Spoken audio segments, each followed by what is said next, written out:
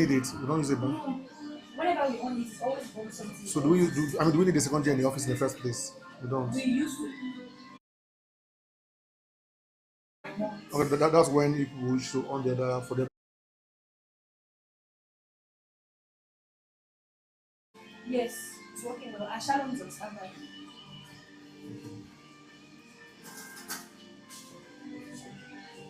You want to give it them?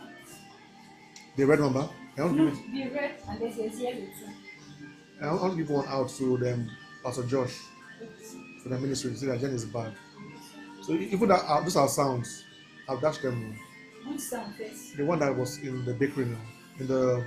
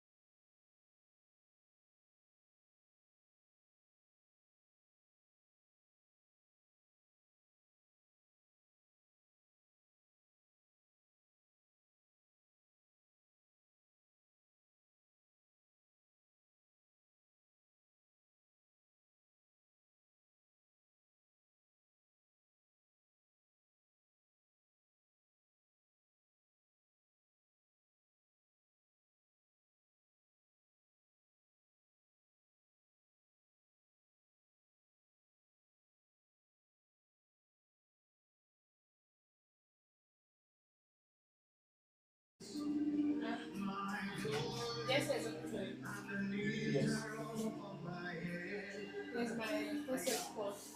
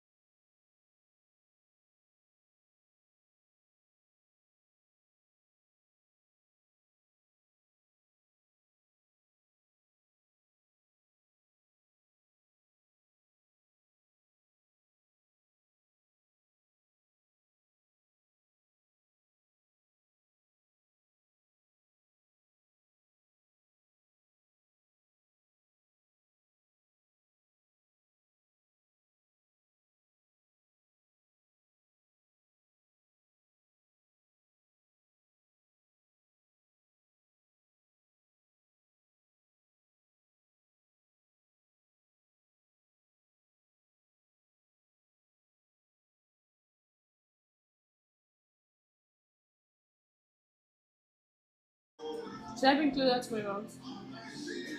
Should I bring closer to my mouth? Should I bring? Can you hear me? Can you hear me? Okay, is this one? So why is it different? Hello, everyone. Can you hear me?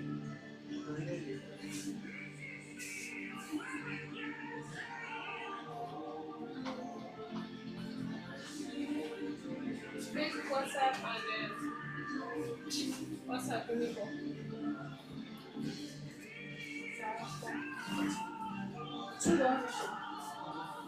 Then I sent it. Let's go. Then I sent it.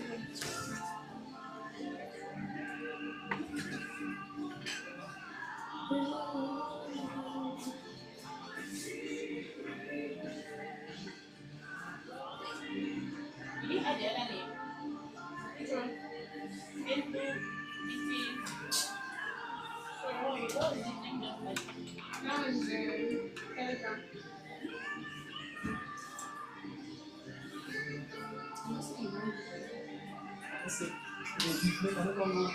Yeah, you say before.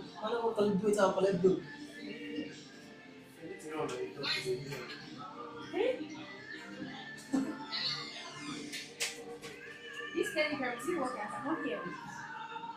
No, it's muted. Okay.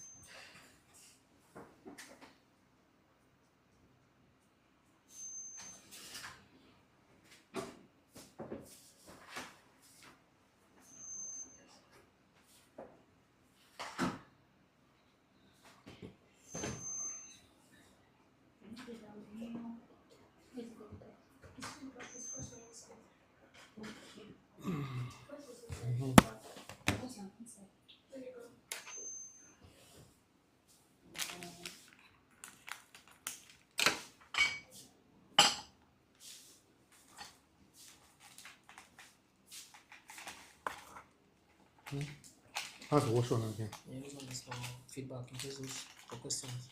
Feedback for questions. So that the camera can record your questions. I'll be a bit stressed. Okay.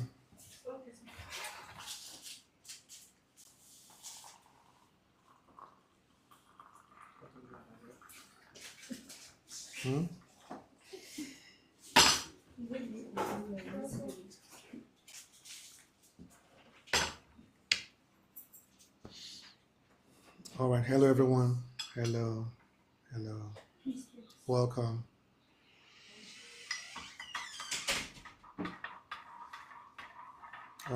Let's pray, please.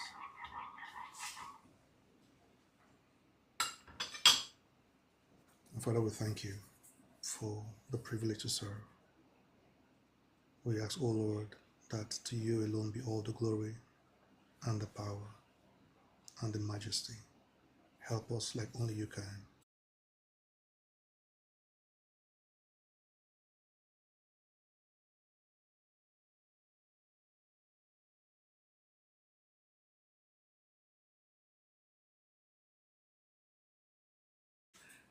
Let's see who is in the house. Daniel Abba. Where's Dr. Franklin? He didn't come.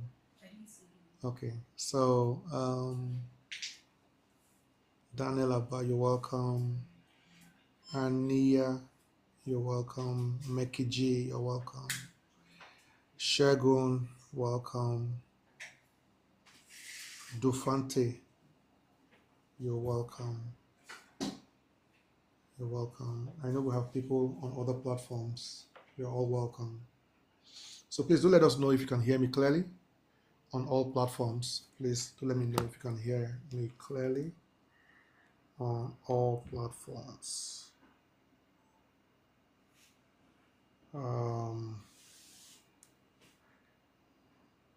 So someone is asking me a message on my WhatsApp. What time is it?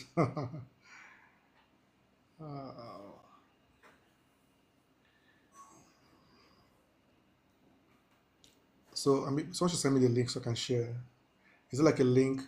Is it the? The link which I comprises, I'll send it to you. Okay.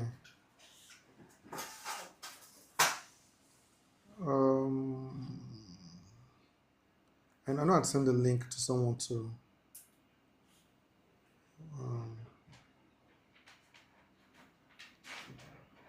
These are all the links, right? Yes, sir. Telegram, Facebook, YouTube, yeah? Yes, sir. Okay.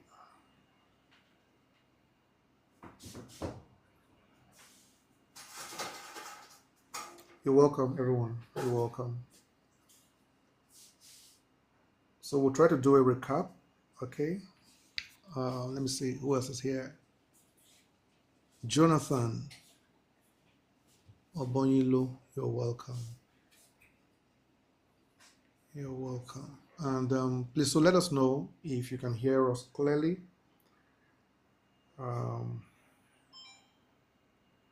Just do let us know if you can hear us clearly on Facebook. It's clear, right? YouTube is clear, and then on Telegram.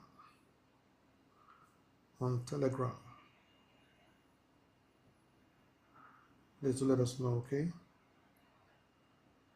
And we'll be starting soon. There's been a lot of feedback on this savings conversation, which I'm surprised, to be honest. There's been a lot of feedback. I think that it's a big need, it appears, for a lot of people. All right. So we're very, very grateful to know that it's been very helpful. And I'll just ask the team if we have any pending questions from last month. I think we were able to answer all the questions. I think so.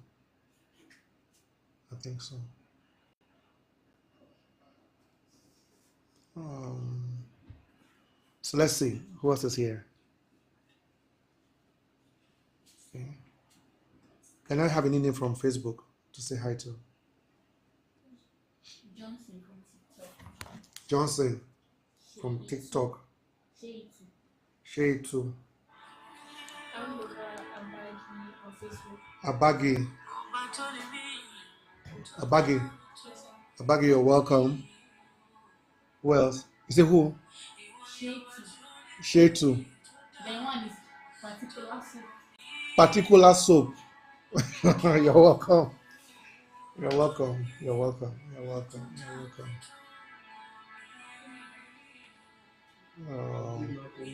Who? Okay, Makonga. Are you serious? Okay, Ma, it's good to see you. But I'm not seeing for years. I'm sure I think we saw last in Israel. Okay, Makonga, good to see you. Good to see you. And we should talk very soon, please. Let's chat on WhatsApp. Okay. People know who he is. Okay, Makonga. Yeah.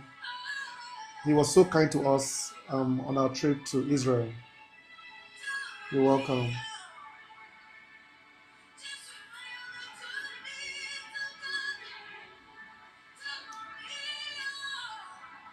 So, I mean, we had a lot of feedback from the picture post, from the short clips we have. Several feedbacks came in for the savings and investments discussion. And I mean, the hope that we have today is to complete our conversation on savings, and then we go into investments, and then hopefully we're done with investments today. And if we're not, then hopefully by next month we would try and bring that to a close, all right? But I think that everyone regardless of how much you earn, everyone needs to learn about savings and investment. In fact, my children learn about the savings, and um, our first son is 12 years old, and he has a very robust savings account. I promise you. Okay, so everyone, you're not too young and you're not too old, so begin to activate that part of your life. All right. All right. So let's try and do some recap. Okay. So I'm just enjoying this music for a bit. Okay. Sorry, I've been quite busy since morning. I'm back to back with phone calls, messages. So I'm just trying to have my mind reset properly for this conversation.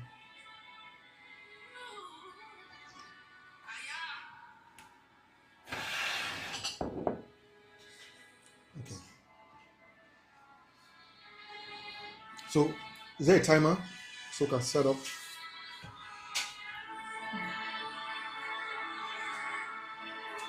Do I need to share this link to my status too?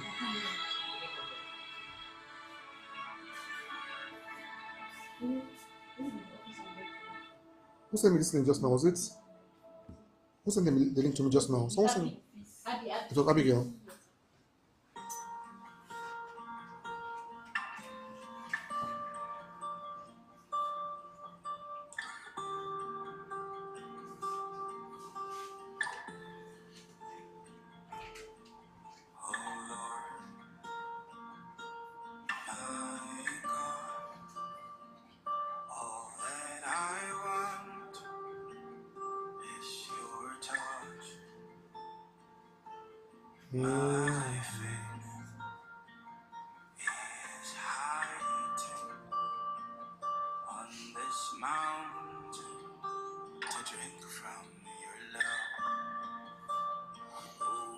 Okay, so let's recap. Okay, where's the timer? Is there a timer that I'm using? Let me enjoy this music. All right, so we began our conversation. I need a timer. Okay, I need to say it. I need to know. So how much time do we have for the recap? So last month we began a conversation on savings and investment, and in a way we began with the question: do I save or do I invest? And we began by establishing that patterns can be broken, and many of the things that we face as individuals, financially especially, many of them are a reflection of patterns, financial patterns, and some of these patterns have lingered across generations, right? And I know that for many of us who are religious, the only ways that we think patterns can be broken is by prayer and fasting. And we think that everything that is required to attend to patterns must be something that is vigorous in the spirit. And we began to establish that there are many other things that can basically arrest the painful patterns that some of us have gone through, especially financially and in supplies and in comfort. And one of the things that we discuss is that savings and investment has the ability to revoke patterns. Savings and investment has the ability to revoke patterns. And we also took some time to define what savings is and to define what investment is. And there are some common denominators between savings and investments. One of them is to set aside resources for future benefits. To set aside resources for future benefits. Number two is to set aside resources for increased and improved benefits. And these prospects can be achieved either with savings or by investments. And one of the things that we said about savings is that it comes in the ability to set aside. And then for investment, it is the ability to engage resources in sending your funds into your future. Okay. Yeah, right. So that's basically the overview of our introduction last month to savings and patterns. And we saw certain examples of people who have been able to break the pattern of poverty, lack, and struggle on the premise of savings and investments, right? And then when we began speaking about savings, we began to highlight a number of factors. Number one, for example, is that the true value of savings derives its virtues from the habit of savings and not from the volume of savings. I will say that again. The true value of savings derives its merit from the habit of savings and not just from the volume of savings. It simply means that your ability to save is more important than what you have saved. Your commitment to the habit of savings is more critical than the amount you are able to save per time. So the whole essence of this conversation is not to say that you must save 100,000 naira every single month. We are saying that just committing to a habit of setting something aside, however small that is, or however small your earning is, it's what the emphasis is. Okay. And many of us may not be able to make more money, which brought us to our second point, where we said that if you can't make more money, save more money. Because one of the ways to make more money, even if you're not earning more money, is saving more money. Does that make sense? So if you're planning to buy a car for 4 million naira and you don't have the revenues to be able to attain that goal at the moment, you may not be able to push for an increase in salary. So the only way to achieve that kind of handsome goal to buy a car of 4 million is to begin to build a culture of savings. Because if you wait long enough, you can raise what you require from your earnings to buy the things that you desire or the things that you need. So if you're not making enough money, start saving more money. All right. So in a way, that simply means that savings has the potential of multiplying your earnings just by the culture of setting aside something from what you earn. Okay. We also established last month that problems run faster than money. So we said if you want to wait for all problems to be solved before you save, you will never save, because it always looks as though problems tend to run faster than your income. All right? Problems tend to run faster than your income. So if you're waiting for problems to be solved, you'll wait forever. You will never save. Okay? I had a conversation with a dear brother of mine some days ago. He's currently doing a project, and he's gotten the first installment for the job that he's doing of a very, very, tangible amount of money. And I said to him, because the monies are meant to come in like different tranches. So when the first tranche came, he began to plunge everything into the project. And I said to him, that may not be the best way to go. And I said to him that it's critical that he puts something aside from every tranche that he receives. All right? Because the problems on the job will not finish. And if he continues to plunge every resource that he gets into the job, at the end of the job, he will come to realize that probably he wasn't able to set aside any profit. So I said to him that he needs to begin to set aside something from every tranche, regardless of the pressures that is coming in from the job itself. And in same light, for some of you who are earning on the job or on the business, if you're waiting to solve all the needs of your business or all the needs of your life from your salary or from your profits, you will never be able to save. And one of the reasons why, if you ask me personally, like I invest more than I save. And yeah, we did establish also that savings is a kind of investment, and investment is a kind of savings. All right.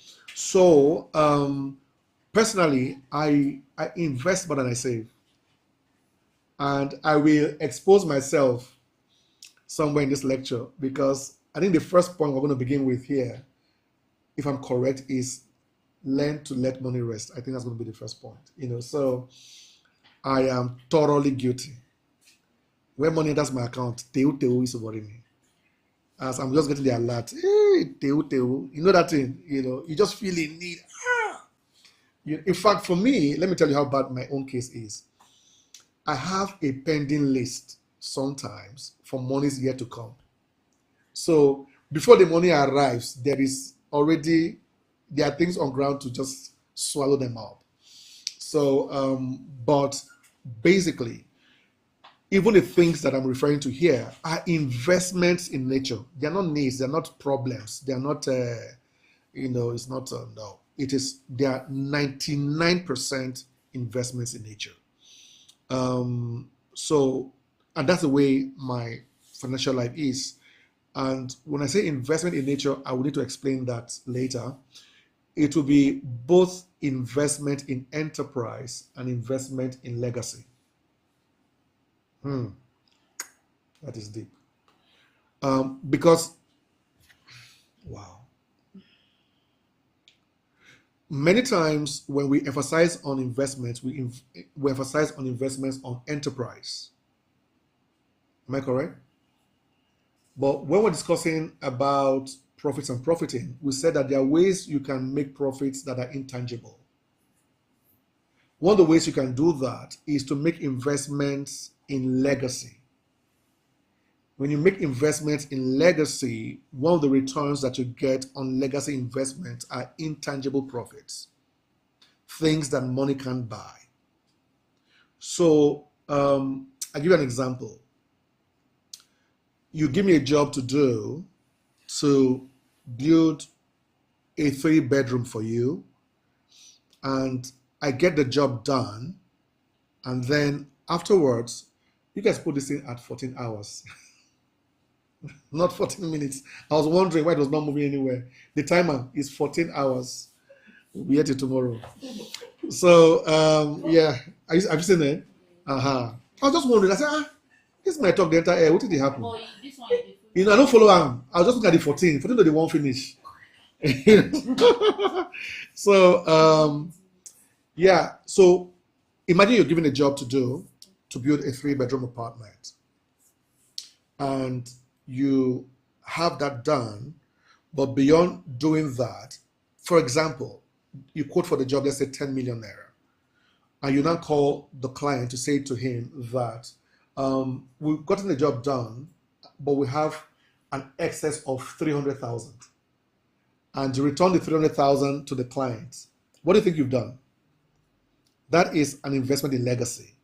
You know what I'm saying? You still have profit.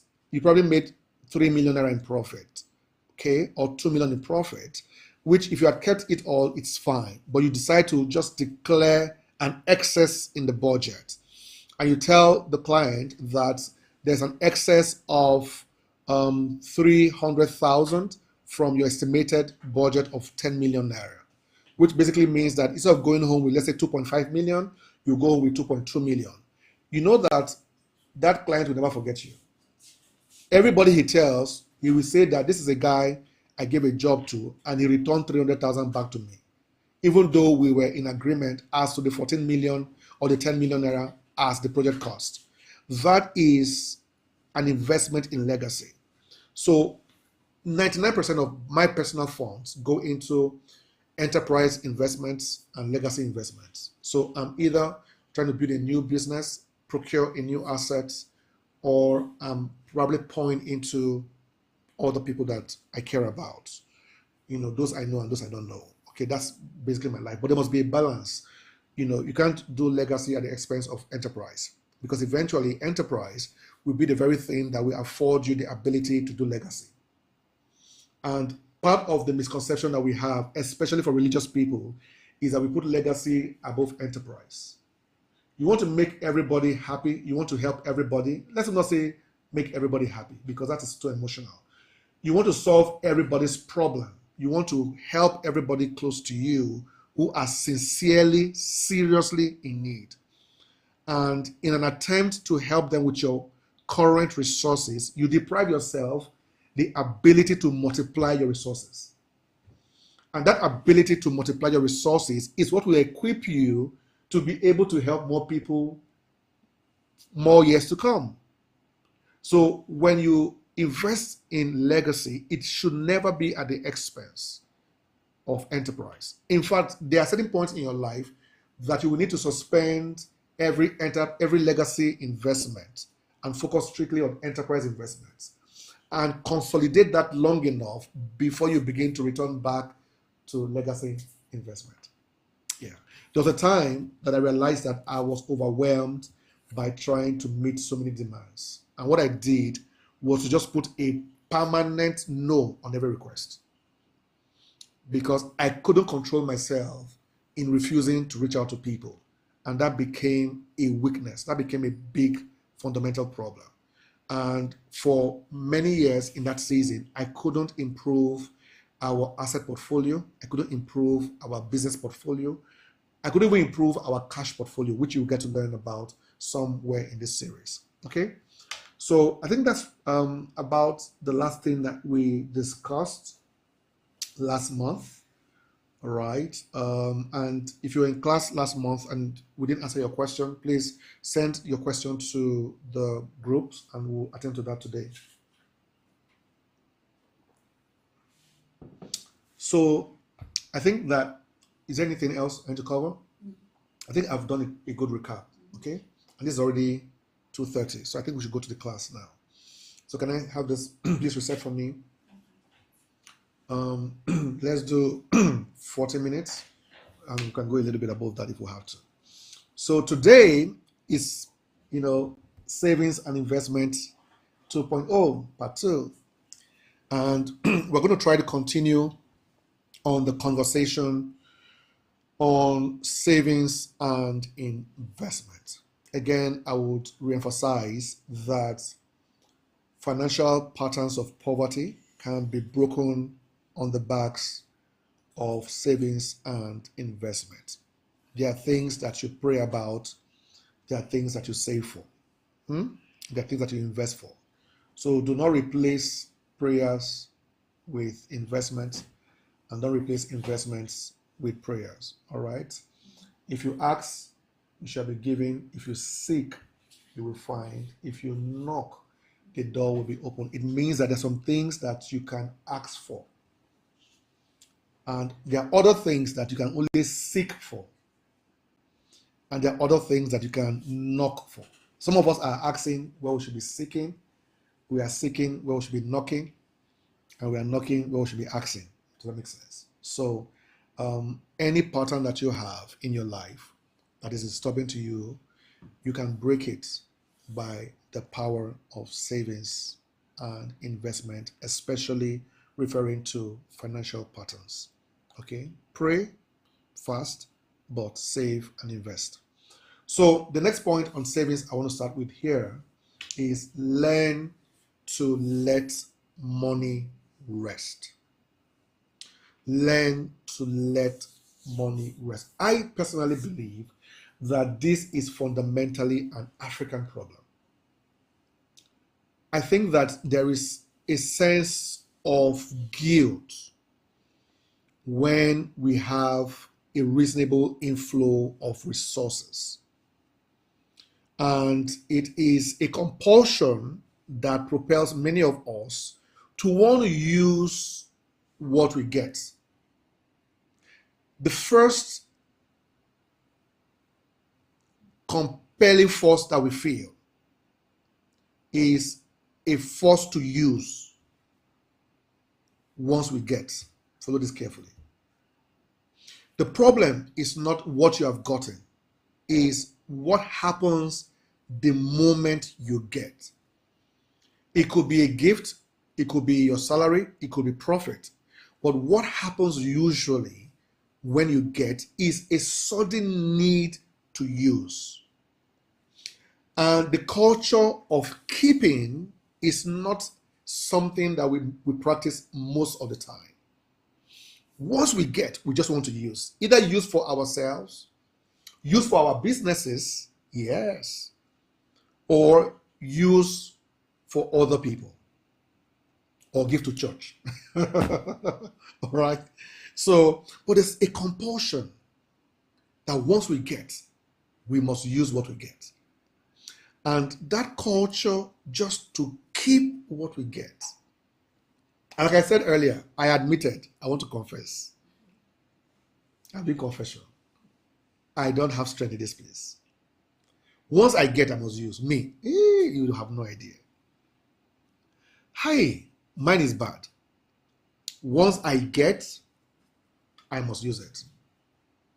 So what I've done, haven't identified that as part of my nature, is to determine how it is used.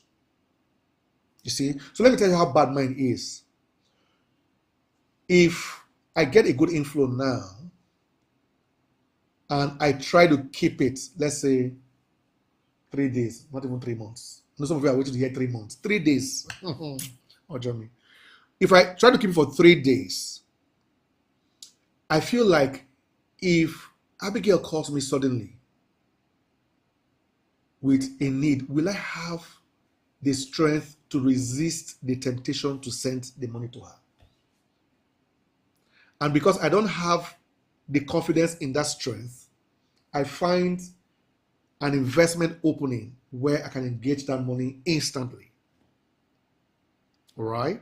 So for me, like I said, a big chunk of that money goes into an investment. And I'm not saying that I push the money back into a current business. No, I don't do that. I put the money into new prospects. And that's the difference. You know, I said earlier, last month, that many of us feel a need to always reinvest all our resources back into the business we are doing. I don't do that. If I'm running a business like a restaurant that we have now, if they need to do something new, they have to plan around that to put aside monies across 2 or 3 months to acquire the thing they need to buy. But if they send profit to me, for example, or what we call in our company equity refund, once they make the equity refund back to me, and they say suddenly we need 10 million naira or 20 million naira, I don't feel any sense of compulsion to take from what they have sent back to me to send back to them. I will say to them that they should put this in their projections as a need they need to procure. And they can plan around it sometimes as long as 6 months. But I won't give them the money. I said to them that if the business cannot buy it, then they can't afford it. Because profits has been refunded to me, which, like I said, I call equity refund, is not for the business anymore. Once they've made what we call that equity refund, it is as though, and this is a very powerful thing to teach you here, what that equity refund means. Once that money is sent to me, that money is no longer the property of the business. It now becomes the property of Apeh Harrison. All right? So they can't say, sir, I know that for the past 7 months, we have sent in 80 million naira. But we have a need now of 20 million. Please, could you give us 20 million for this item we need to buy? They will never get it. As long as it's been paid out as profit in equity refunds, it's no longer the funds of the business. The business will need to generate new funds to procure that thing they need to procure. And the way that I have trained our managers is that if you want to buy an item of, let's say, 10 million naira, and your profit for that month would have normally been 20 million naira, it simply means when you take that 10 million out of that 20 million, you're only declaring 10 million as profit. You will not declare 20 million as profit as this, sir, what we made this month is 20 million, no, but we took 10 million to buy a new fridge. No. If you take that 10 million to buy a new fridge, then the profit you're declaring for that month is 10 million. Because the business has now paid for the fridge as part of its operations cost. All right? So you can't say you have 20 million in profit, but you're taking 10 million out. It doesn't work that way. So those are the systems that I have put in place. And then when these monies come to me, for example, in the form of equity refund, I build other new prospects. right? Either I put the money into a new business or put the money into something new within the business that can give us more resources. But I don't feel that need to plunge back. We need to buy a new car. I plunge back. We need to buy a new gen. No, I don't do that. I don't do that. And just to give you guys this extra lesson of what does it mean when I refer to equity reform. Do you want to hear it? Jennifer, you want to hear it? Yes. Okay. Franklin is here in the room. Dr. Franklin is here. He said in the chat that he wants to be in the room. So he came all the way to just be in this class physically here. So what I call equity reform is this. So I'm going to give you an illustration. For example, let's take the restaurant, for example. If it costs me, let's say 100 million to buy the land, to build the restaurant, to equip the restaurant, and do all that's required to get it done, to start the business. If I put in 100,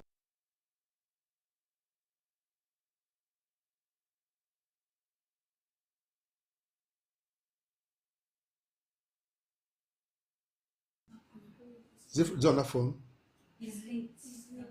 Okay, so sorry about that, guys. So if I put in 100 million to commence a restaurant enterprise, for example, now that 100 million does not belong to the brand. That 100 million is Apeh's money that was put into the business, right?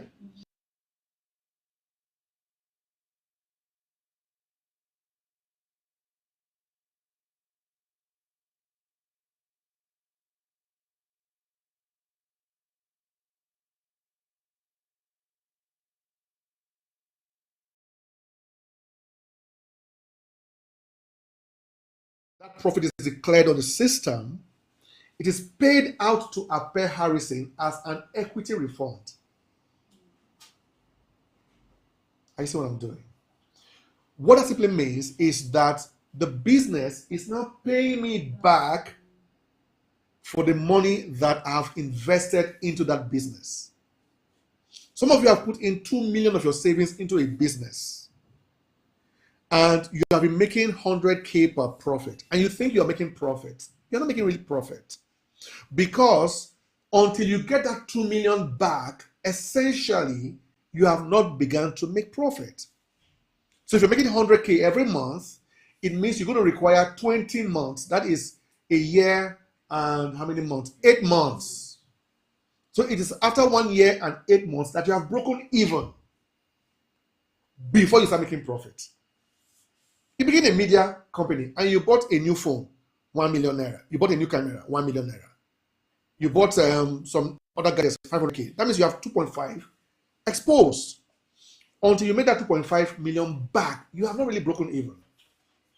So what I do in our businesses is that every business, every month, returns back what we call equity refund to my account, because, once we start a business, it is funded by a person, not the business, right? Some other cases, the business can give birth to another business, which means that one restaurant can take out of their profit and build another branch of the restaurant. In that case, is the brand that paid for the new branch of that same brand.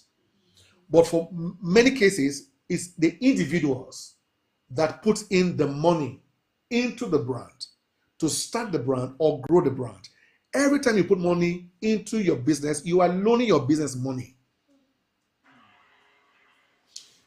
Jennifer's video is not Jennifer Onoja. I follow what I'm saying. Miro Media is not Mike Adejo. Mike Adejo is an entity. Miro Media is an entity. So if Mike Adejo puts in 2 million into Miro Media is owing Mike Adejo 2 million. The reason why this distinction is critical is that many of you also spend money from Miro Medias as though you are Miro Medias.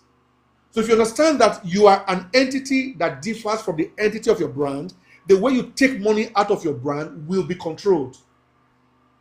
You say, it's not my business, it's not one and the same thing. No, you must see your business as a different entity completely. You are not your business.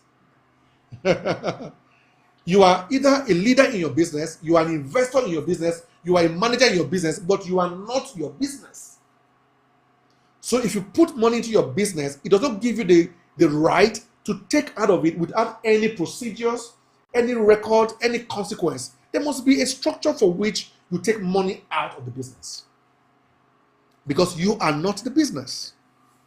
So for us, what we do is that at the end of the month, they do all their expenses. If they have to buy something new, they buy something new, and then whatever is left, they declare as profit. And for me, we do other obligations I have to do. Then the balance is sent to me as equity refund. And I usually take the time for most of our brands to tell them the amount invested. For the hotel, they know how much was invested for the first building. This second building now that we're doing, they have been told in advance how much we are spending. So they know that the business is owing money. You know what I'm saying, right? We have a new building now. What, how many billion? No. That billion came from somewhere. You will pay it back. You will pay it back. Month by month, you will pay it back. And they keep a record. From the day that the hotel opened till date, there's a record of every penny that's been sent back as equity refund. Same thing for all our businesses, the restaurant, the bakery, all of them. From bakery has been on for like 5 years. There's a record. I think the only business that has crossed the amount invested is the restaurants. In a very short time. Yes, I couldn't believe my eyes. Because when we're in Abuja here, we're making some kind of profit. When we moved to Makurdi, we're making 3 times the profit. So I had a projection that it was going to take about maybe 5 years to be paid back, but they paid the whole thing back in like 2 years. I promise you. I tell you, I lie not. Right? And now, this also helps me to monitor the growth of the brand. For example, the hotel, I won't say that one here. But you see, the hotel has covered a lot of milestones in paying me back the equity return. Can we bring additional fund here, please? Okay. Yeah. So I think that this is very critical. This is me just derailing from the core of the matter, but I think that every business owner needs to understand that you are not your business. All right? Okay? So learn to let money rest. For some of you, you need to build a cash portfolio. Create an account, like I taught you guys the last time, that it's like a no-touch account. All right? The money does not exist. Once it enters an account, it doesn't exist. That might be a strategy to help you build that culture of letting money to rest. Do this exercise. When you get paid your salary, for example, for those of you who earn salaries, make a determination that for the first 5 days, you won't touch more than a percentage of that money. Maybe you can even do a structure where for the first 3 days, you don't even touch a dime of that money. Just 3 days, right? You can spend from anything you have kept from the previous month. But once money hits your account as your salary, just create a mental culture that I won't touch this money for at least 3 days. Once you do a business and you get paid, let's say you bake cake and they pay you, or you do content and they pay you, just determine that this money back for the next 72 hours, I won't touch it. Build that consistent culture of letting money to rest. So, number 2 for today. To qualify to save, you must be equipped to earn. To qualify to save, you must be equipped to earn. You know what I'm saying is, some of you, when you hear savings and investment, you are planning to save money that they dashed you. Money dashed is not money earned. Eh? How you doing? Money dashed is not money earned. And some of you, you will not save the one you earn. You just wait for someone to dash you money. So in your mind, you only save what looks to you as excess money. Yeah, this is funny. Thank you. You only save what looks to you like excess money. And in your mind, what is excess is what somebody just gifted you. If you're not gifted money, you don't save it. You see, because you have a very good excuse. The needs on ground are more than what I'm earning. Everybody has that problem. Even Dangote. That's why he has investors. Everybody has something they want to do that is bigger than what they have. Everybody. Okay? So, to qualify to save, you must be equipped to earn. What I'm trying to say here is that the conversation for savings first begins on the premise of earning. Before you begin to think about how to save, begin to think about how to earn. And I'm not asking that you increase what you earn. I'm just saying that there must be a commitment to earning, however small that is, however infrequent it is. It could be once a month. It doesn't matter. That could just be your salary. But first establish an earning structure. You are not in business until somebody is paying for what you are selling. Many of young people today have begun what they call businesses, and 80% of what they have sold is on credit. That's not business. You're not earning. You are selling, but you're not earning. So the goal here is not to sell. The goal here is not to just have a job, because some of you also have jobs that they are not paid for 4 months. You're not earning. The goal is to have an earning ability, however small it is. Sell something, sell t-shirts, sell perfumes, sell wigs, sell anything that is legal. All right? Sell granuts, sell cashew nuts, sell rice, sell egusi. Earn money, get a job. So there's a lady that I mentor. I don't know, is she here? Let me yab her. There's a lady I mentor, and she sent me a chat some days ago. I had to show it to my wife. She said in her chat that, she just finished her youth service. Hope they hear. She just finished her youth service, and she has some dreams. Now them Mike's sister. If I tell you the game, you might even know her. She has some plans. She would like to go into politics, and then she wants to also build a plaza. Just hold on, be patient. She wants to go into politics. She wants to build a plaza. She has some interest in makeup and beauty, whatever. She wants to do like an NGO. I mean, she gave me all of the list. So I said to her, she wants to go and do her PGD again. So I said to her, that's very impressive. I love your dreams. So after service, have you gotten a job yet? He said, no, sir. That she's thinking about looking for a job and maybe going back for her PGD, but her dad cannot afford her PGD. And I said to her that you that you are talking, how does what you are saying make sense to you? Your father paid for school fees for 4 years in university. You have not used it to bring any benefit. You want him to pay for PG for you. Do you look like a good investment in your own eyes? You have invested in something for 4 years consistently. The thing has come to maturity, no fruit provided. Then you want to go and do PG.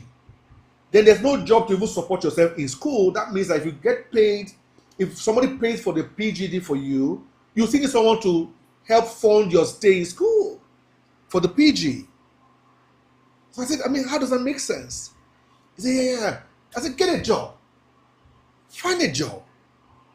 Get some, even with whatever amount they're paying you, however small it is, just get a job. That is how you build a plaza. Do you know what I'm saying? You just finish. And I was saying to my wife that I don't think she's overly ambitious. I think she's distracted. And idleness sometimes promotes distraction. That you are at home doing nothing, you have a beautiful diary, you have bought a ASR journal from Abigail, you want to use it, you must use ASR journal. So you now start writing, I want to build plaza, I want to be governor, I want to be Oprah Winfrey, all of that. But what steps are you taking today for it? And when I begin to teach you guys on local champion, you understand the power of local approach. I want to do a lecture on local champions. Because many of you are thinking global. And it's good. But global is a collection of local. It is the summation of local that sums into global. You can't attain anything global without attending to local issues. And those things come in trickles, in drops. If you can attend to those little drops, you can't handle a bucket. If you can't handle a bucket, you can't handle a drum. If you can't handle a drum, you can't handle a river. Are you see what I'm saying now? So, but it begins with the drops, the trickles, the drizzles. All right?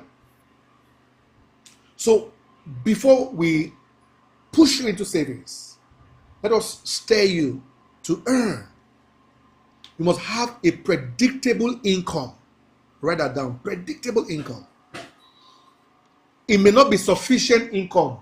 I didn't say you must have a sufficient income. I'm saying that you must have a predictable income. I've advised people who own businesses worth millions to keep their job because their job is a predictable income. It takes a while before certain businesses can provide you that level of assurance on a predictable revenue. Do you agree with that? For the first couple of months or even years in some cases, there are a lot of variations in running the business that you can't predict the outcome of every month. And I'm very critical that every person must have at least one predictable income. For some of you whose bosses are bad at paying salaries, have a business that is not the predictable income. And you know, you can even predict your income on a bad salary. If the man always pays 3 months late, you predict it. That I don't get paid until 3 months after. That is still predictable income. So, but the point here is that everyone must have earnings.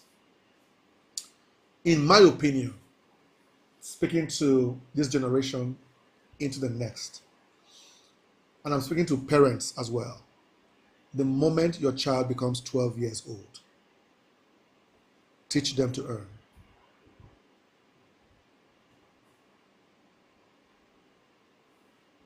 I said this to my niece some years ago, and she said that she just knew it, that I had something about Jesus at the temple at 12 years old.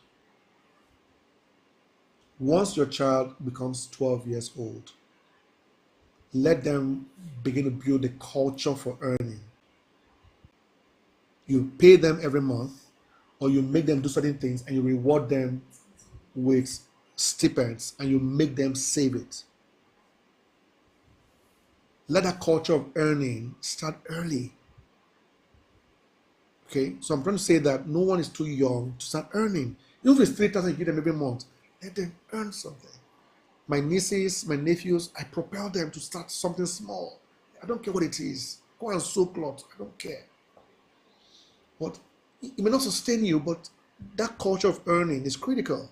So to qualify to save, you must be equipped to earn. Number 3 is now the reverse. That your savings must improve your earning abilities long term. So I'm saying that first of all, you earn and you take from what you earn to save. Then the flip side is that you save, you take from what you save to increase your earning. So I first said, for you to save, you must be equipped to earn. And I'm now saying that having saved, you must improve your earnings. Doctor, does that make sense? So you can't start talking about savings until you are earning. Not when you are gifted. Let me say that to Nigerian brothers and sisters. It's not that somebody dashed you money, I will save it. I have not saved because there's no extra income. Earn first. Build the culture to earn. When you have started earning, they start saving. It's not bad to say what you are gifted, but I'm just trying to say that in all you do, learn to earn. Having earned and start saving from what you earn, I'm also saying that let that savings improve your earning ability. A point is going to come that it won't be ideal anymore for your savings to lie dormant as just savings. The savings must do something for you that improves the potential of what has been saved. Does that make sense? Because savings is meant to give you improved benefits. If there is no improvement in the prospects of your benefit, then your saving isn't doing the right job. I'm not saying that you should be quick to expanding your earning prospects, but I'm saying that at some point, your savings must help to improve your earning ability long term. You know, last month, a young man told us that he gave his in-law 3 million, am I correct? To invest for him. What he has done is to increase the earning ability from his savings. Because that 3 million is not impacting on his life from the way that we found his question and his comments. He's taking the 3 million and giving it to his in-law to invest on his behalf. I'm not saying you should do the same thing. I'm just saying that he has done something with the 3 million that is better than just sitting in the bank doing nothing. For some of you, it may just be to go and buy a land. If you buy a land for 3 million,